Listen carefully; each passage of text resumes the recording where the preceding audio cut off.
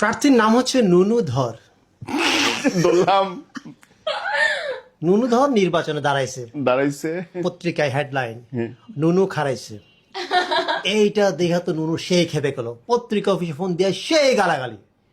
পরের দিন হেডলাইন নুনু গরম হয়েছে। এইবার যে নুনু যে দাঁড়াইছে, ওর দলের সিনিয়র নেতা যে রানিং ভাইস চেয়ারম্যান, সে কিছুই জানে না। সাংবাদিকরা তার কাছে জিজ্ঞেস করার জন্য, তো বলছে নুনু আবার কবে খারালো, আমি তো টেরই পাইলাম না। একই এলাকায় একই পদে একই দলের একজন মহিলা ভাইস চেয়ারম্যান দাঁড়াইছে, এর আবার নুনুরে দেখতেই পারে না। মহিলারা বিক্ষোভ মিছিল আই সেই করে মহিলারা আবার সাংবাদিকদের কাছে ওর বিরুদ্ধে অনেক কথা বলছে। পরের দিন হেডলাইন মহিলাদের সন্তুষ্ট করতে পারেনি নুনু। সাংবাদিক থেকে সাবধান।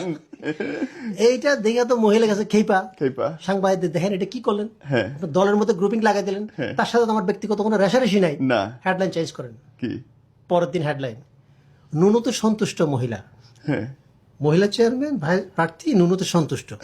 এখন দেখা গেছে কি এটা লিয়ে আরেক গ্যাঞ্জাম লেগে গেছে। দেখা গেছে দুজনের মধ্যে গ্রুপিং চলতেছে, দলের থেকে একটা বড় নেতাকে পাঠানো হয়েছে এই ঝামেলা মিটমাট করার জন্য। যে আসছে তার নাম হচ্ছে কালীধর। কালীধর আবার নুনুরে দেখতেই পারে না, কারণ কালীধর একটা ফেসবুক পোস্টে নুনু কমেন্ট করছিল এত শুকনা পাশা লইয়া হাগেন কেমনে।